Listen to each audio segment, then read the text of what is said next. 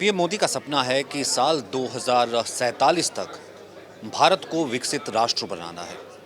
और एक देश विकसित राष्ट्र तभी कहला सकता है जब उसकी आधी आबादी को उसका हक मिले। हम बात कर रहे हैं महिलाओं की, महिला रिजर्वेशन बिल की। अभी अभी हमने देखा कि 3 राज्यों में बीजेपी को भारी जीत मिली है। अगर उन 3 राज्यों की जीत की बात भी कर लें तो उन 3 राज्यों की जीत में भी महिला वोटर्स का बहुत बड़ा योगदान था।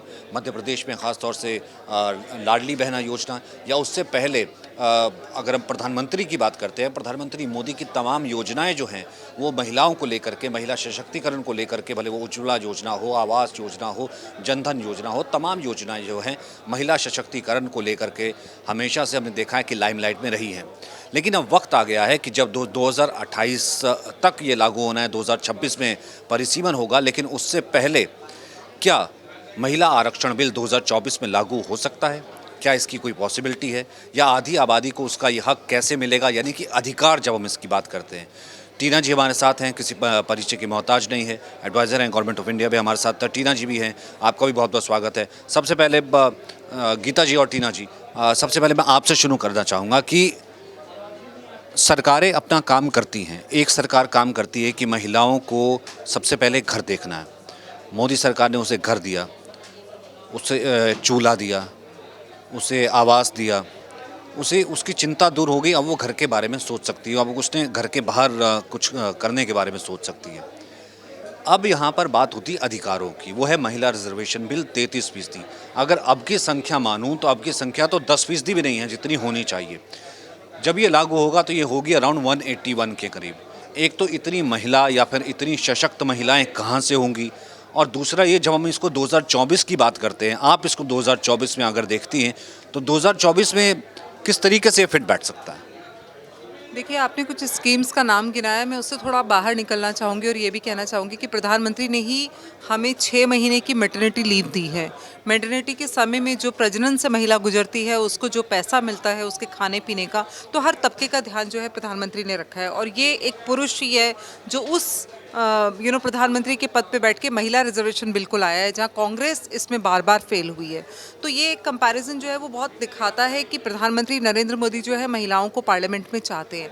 इसके साथ एक ज़रूरी बात ये कि कुछ चेहरे तो हम महिलाओं के देखते हैं, जैसे मीनाक्षी लेखी हैं, स्मृति ईरानी हैं, या फिर आप सुषमा जी का नाम ले लीजिए, या फिर आप निर्मला सीतारमण जी हैं। ये चेहरे तो बहुत प्रोमिनेंट चेहरे हैं।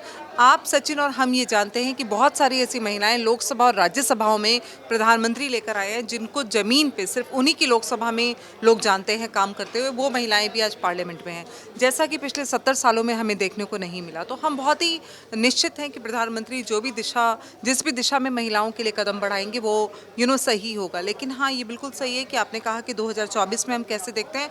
मुझे लगता है कि ये मॉरल ग्राउंड्स पे हो सकता है, नैतिकता के आधार पर जो पार्टियां आगे आई हैं और इस बिल को कंसेंसस दिया है, पार्लियामेंट में खड़े होकर कहा है कि हम इस बिल का समर्थन करते हैं, उनको तो मॉरली अपना एक एजेंडा सेट करना चाहिए कि लेगेसी वाली महिलाएं आए पार्लियामेंट में। जब मैं लेगेसी की महिलाओं को, कनिमोझी को देखती हूँ या डिम्पल यादव को देखती हूँ, तो मुझे ऐसा, या हरसिमरत कौर बादल को देखती हूँ, तो मुझे ऐसा लगता है कि वो सिर्फ अपने बारे में बात करती हैं या फिर कुछ ऐसी चीज़ों पे बात करती हैं, कहीं वो महिला की घरेलू स्थिति के बारे में बात नहीं करती हैं, जो बहुत ही साइलेंट दिखता है पार्लियामेंट में। जो आपने भी देखा है, जो हमने भी देखा है, वो बिजनेस लॉबी की बात करती हैं क्योंकि उनको वो सूट करता है। लेगेसी की महिलाएं आने में, क्योंकि महिलाएं तो महिलाएं हैं, लेगेसी की महिलाएं आने में हमें कोई दिक्कत नहीं है, लेकिन महिलाएं वो तो आएँ जो किसी और महिला के लिए बोल सके। जो महिलाएं वहाँ कुर्सी पर बैठ जाती है वो किसी और महिला के लिए नहीं बोलती। तो मॉरली मुझे लगता है कि ये करना चाहिए। और मैं इस बात से आश्वस्त करती हूँ कि भारतीय जनता पार्टी का एक लंबे समय से मैं हिस्सा रही हूँ। पब्लिक पॉलिसी पे सरकार के साथ मैं पिछले 10 सालों से काम कर रही हूँ, सरकार की नॉमिनेटेड डायरेक्टर भी हूँ। तो मुझे ऐसा लगता है कि महिलाओं के लिए प्रधानमंत्री ने बहुत कुछ किया है। दिल्ली में भी अगर आप देखें तो निगम में अगर 150 टिकटें हैं तो प्रधानमंत्री 160 दे रहे हैं, जो रिजर्व्ड हैं 175 के, जो भी 160 दे रहे हैं। एमएलए में अगर 60 टिकटें बनती हैं, जो मॉरली बनती हैं 10%, प्रधानमंत्री 10 दे रहे हैं। तो सब पार्टियों में अगर ऐसा चलन हो तो मुझे लगता है ये जो डिस्कस हम कर रहे हैं ये बहुत ज़्यादा लंबा नहीं रहेगा। और पार्लियामेंट में महिलाओं की भागीदारी बड़ी है, महिलाओं के पास जो पोर्टफोलियो हैं वो बड़े हैं, फाइनेंस से लेकर डिफेंस पोर्टफोलियो जो है महिलाओं के पास रहे हैं।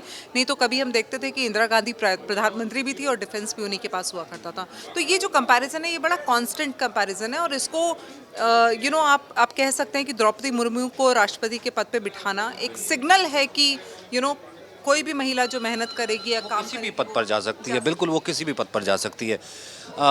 यहाँ पर मैं तो उस तरीके का, अब यूँ देखिए कि सदन की वो पिक्चर कैसे होगी कि जब हर तीसरी सांसद महिला होगी, यानी कि वो सदन किस तरीके का दिखेगा जब बाहर निकलते हुए। अब जैसे हम देखते हैं कि हम अपने घर में, गली में, मोहल्ले में, नुक्कड़ में या फिर विधानसभा में हम देखते हैं कि जैसे जो पुरुष होते हैं, जो विधायक हुआ या फिर महापौर हुआ या तमाम और जो रिप्रेजेंटेटिव हुए, तो वो आते हैं, तमाम तरीके की राजनीति और इन सब वो सब करती हुई महिलाएं नजर आएंगी। तो कैसा ये सशक्त समाज, एक तरीके का बिल्कुल एक अलग ही तरीके का समाज नज़र आएगा जब हमको हर तीसरे लेवल पर, यानी कि हर जिसे वे कहते हैं 10 में से 3 और हर तीसरी जो है वो जो है सांसद महिला नज़र आएगी। जी बिल्कुल, ये आपने बहुत अच्छा एक चित्र आंखों के सामने तो रख दिया। एक्चुअली तो 50% हर 2 में 1 होनी चाहिए महिला। पर हाँ, मैं मानती हूँ कि मैं गुजरात से हूँ, तो हमने तो ये देखा है महिला सशक्तिकरण। मोदी जी वहाँ थे, वहीं से उन्होंने बेटी बचाओ ये अभियान शुरू करवाया था, जो अब जब वो प्राइम मिनिस्टर बने तब 2015 में हरियाणा जाके बेटी बचाओ बेटी पढ़ाओ ये अभियान शुरू किया। उसके बाद जो भी योजना आप दोनों ने, आपने और टीना जी ने बताई, बिल्कुल हम सब वाकिफ़ है उन सब से। हम मानते हैं कि महिलाओं के पास शक्तियाँ बहुत है, वो चाहे तो बहुत कुछ कर भी सकती है, और ये हम मोदी जी ने भी देख लिया है।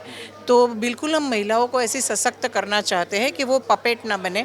जैसे टीना जी ने कहा कि वो लेगेसी ही संभालती हो, ऐसी महिलाएं ही नहीं। हम यही कहते हैं कि वो पपेट बन के, रिमोट बन के ना आए कि कोई उसको बोले कि तुम्हें ये नहीं आता है। हम कहेंगे तू सिर्फ टिकट ले ले क्योंकि तुझे रिजर्वेशन में तेरा चांस है।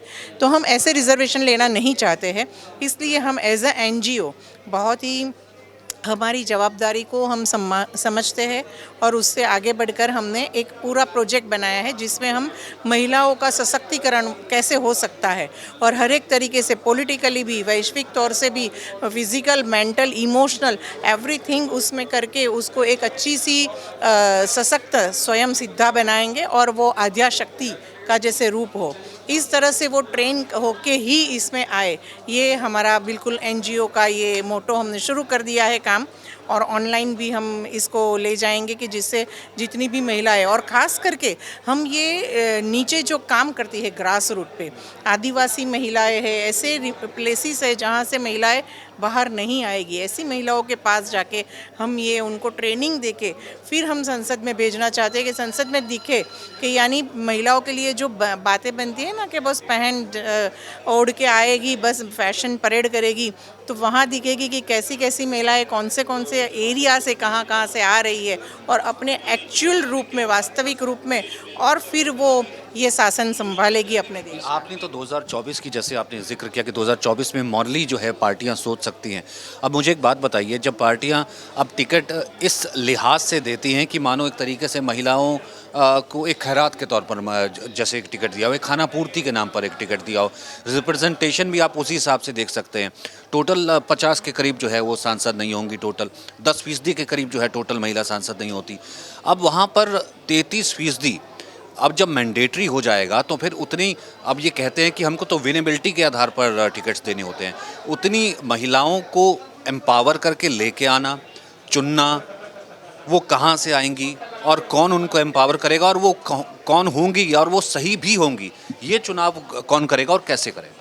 जब ये वुमेन रिजर्वेशन बिल जो है पार्लियामेंट में पारित हुआ, और 2016 से इसकी लड़ाई देवे गौड़ा जी ने शुरू की थी। हम अच्छे से जानते हैं कि 2016 में HD देवे गौड़ा जी ने ये बिल जो है पार्लियामेंट में रखा था, और उस टाइम सीताराम केसरी जी ने फाड़ा था ये बिल, और सोनिया गांधी जी ने इस बिल का अपोज किया था। उसके बाद 2010 में ये बिल रखा गया, और एक हाउस में पारित हुआ, दूसरे में नहीं हो पाया।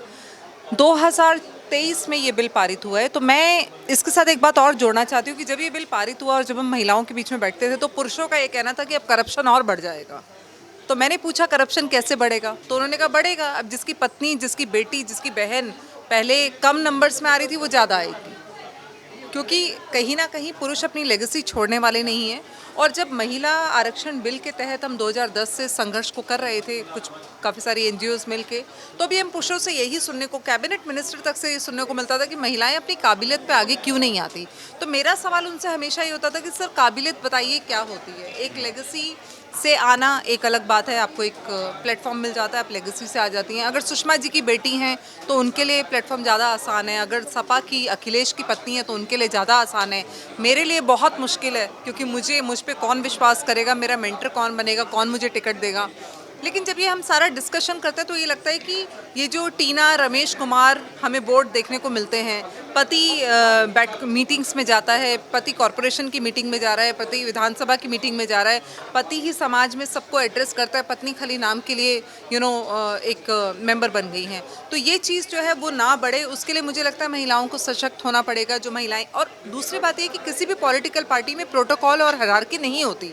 आप यहाँ काम करेंगे, आपका एक डेजिग्नेशन है कि आप अगले डेजिग्नेशन पे ये पहुँचेंगे, फिर आप ये पहुँचेंगे। यहाँ तो पिक एंड चूज़ वाली चीज़ है। तो पॉलिटिकल पार्टियों में कहीं ना कहीं महिलाओं को अपनी भागीदारी अपने सशक्तिकरण से दिखानी होगी, और जो महिलाएं वोकल होंगी, मुझे लगता है पॉलिटिकल पार्टियों के दरवाजे वोकल महिलाओं के लिए भी बंद होते हैं। ये आपसे हमसे ज़्यादा बेहतर कौन जानता है।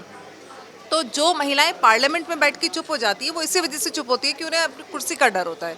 लेकिन जब ये नंबर बढ़ेगा और महिलाएं ज़मीन पे काम करेंगी, अब तक हम देखते थे सचिन कि म्यूनिसिपल कॉरपोरेशन का चुनाव तो आप लड़ सकते हैं इंडिपेंडेंट तौर पे, लेकिन कहीं विधानसभा का या विधान परिषद का चुनाव लड़ना आपके लिए बहुत मुश्किल है, ऐसा कहा जाता है। कोई एमएलए लड़के आते हैं, कोई इक्का दुक्का सांसद लड़के आते हैं तो वो जीत जाते हैं, लेकिन उनके पीछे एक बहुत बड़ा संघर्ष होता है। तो मुझे लगता है कि जो महिलाएं, जैसे समाज में काम करने वाली महिलाएं जो है, जो नंबर्स पे काम करें, और चुनाव आयोग के जो आंकड़े हैं, या जो वोटर लिस्ट होती है उसको उठा के, जैसे एक चुनाव का प्रबंधन होता है, चुनाव प्रबंधन में जो माहिर महिलाएं हैं उनको उनकी ओरिएंटेशन करनी चाहिए, और चुनाव प्रबंधन के हिसाब से अगर वो महिलाएं काम करें तो मुझे लगता है किसी भी पार्टी की में इतनी हिम्मत आ ही नहीं सकती कि वो किसी पैराशूट से किसी महिला को वहाँ उतार दे। अगर वहाँ ऑलरेडी 5 महिलाएं ज़मीन पे काम कर रही होंगी तो उस पार्टी को उन महिलाओं में से ही किसी एक को चुनना होगा। लेकिन ये जिम्मेदारी महिलाओं की है कि आप सिर्फ एक अच्छे मेंटर हैं, एक अच्छे ओरेटरशिप आपकी अच्छी है, आप फेसबुक पे आपके 5,000 5 लाख फॉलोअर्स हैं। अभी इस चुनाव में हमने देखा कि एक लड़की थी बहुत यंग सी, जिसने चुनाव लड़ा एमएलए का, उसके 2 लाख फॉलोअर थे और 2200 वोट मिले। तो अगर, और ऐसे हमने गीता फोगाट का भी देखा था, वो हम जानते हैं कि इस तरीके का अगर हम मान के चल रहे हैं कि ये महिलाएं जो सोशल मीडिया पे हैं वो वाइबल है, तो ऐसा नहीं है। आपको जनता से कनेक्ट करना है, और पब्लिक पॉलिसी पे काम करते हुए मुझे ये समझ में आया कि महिलाएं इच्छुक हैं, लेकिन उनकी ओरिएंटेशन या तो कोई पॉलिटिकल पार्टी करेगी या कोई संस्थाएं करेंगी। और इसमें जो है, जैसे आपकी एनजीओ भी लगी हुई है, और इसमें आपको कितना लगता है कि कितना विजन जो है पीएम मोदी का है, पीएम मोदी की योजनाओं का है? क्योंकि वो जब कहते हैं कि महिला सशक्तिकरण, और जब वो मात्र वंदन बिल जो है वो लेकर के आए और उसे पास करवाया, वो लागू करने की बात करते हैं, ठीक है, परिसीमन की बात ही, लेकिन मॉरली जिस ग्राउंड की बात टीना करती है, कहीं ना कहीं मुझे लगता है कि पीएम भी उसी ग्राउंड की बात करते हैं कि तमाम पॉलिटिकल पार्टीज़ को खुद ब खुद ये चाहिए अपने भीतर कि वो ढूंढें ऐसी कौन सी महिलाएं हैं, वो जाएं अपने ब्लॉक में, वो देखें अपने नेताओं के साथ जिन्हें एम्पावर किया जा सकता है। तो आपको कितना लगता है कि सरकार ने किस तरीके से जो है वुमेन एम्पावरमेंट के लिए और इस रिजर्वेशन के लिए काम किया, और आगे ये जो है किस तरीके से सिंप्लीफाई होगा? जी, मुझे बिल्कुल इसलिए लग रहा है सचिन जी, क्योंकि मोदी जी ने जो नाम ही अच्छा दिया है, नारी शक्ति वंदन अधिनियम। उन्होंने जब ये बेटी बचाओ बेटी पढ़ाओ प्राइम मिनिस्टर बनने के बाद सबसे पहला जो ये हरियाणा में लॉन्च किया, तो उसमें भी उन्होंने सबसे पहला काम किया PCPNDT एक्ट वाला, यानी गर्भ में बेटियों की जो हत्याएं होती है उनके लिए उन्होंने काम किया। ये जो उनका एक गहन, जो उनका एक नज़रिया है, वही दिखाता है कि वो महिलाओं को बहुत कुछ आगे ले जाने वाला है, और सब महिलाएं ये जान गई है। इसीलिए महिलाओं में पावर दिख रहा है। अब महिलाएं आगे आ रही है, वो भी चाहती है कि अब वो आगे आके खुद अपने आप को सशक्त करे और आगे बढ़े। और तभी मैंने कहा ना कि कोई देश जो जिसे हम कहते हैं विकसित मुल्क है, वो विकसित तभी नहीं कहला सकता जब तक उसकी आधी आबादी है, उसको उसका रिप्रेजेंटेशन, उसको उसका अधिकार, उसका जिसे कहते हैं कि अधिकार सदन में, जैसे हम कहते हैं कि मेन हाउस में, जहाँ पर हम देखते हैं कि पुरुष भी बैठते हैं, महिलाएं भी बैठते हैं, उसका पूरा अधिकार जो है जब तक नहीं मिले तब तक वो राष्ट्र जो है विकसित कहला नहीं सकता। और इसी सपने को पूरा करने के लिए पीएम ने कहा कि इस रिजर्वेशन बिल को वो लेकर के आए। बहुत बहुत शुक्रिया हमसे बात करने के लिए, टीना, बहुत बहुत शुक्रिया हमसे बात करने के लिए।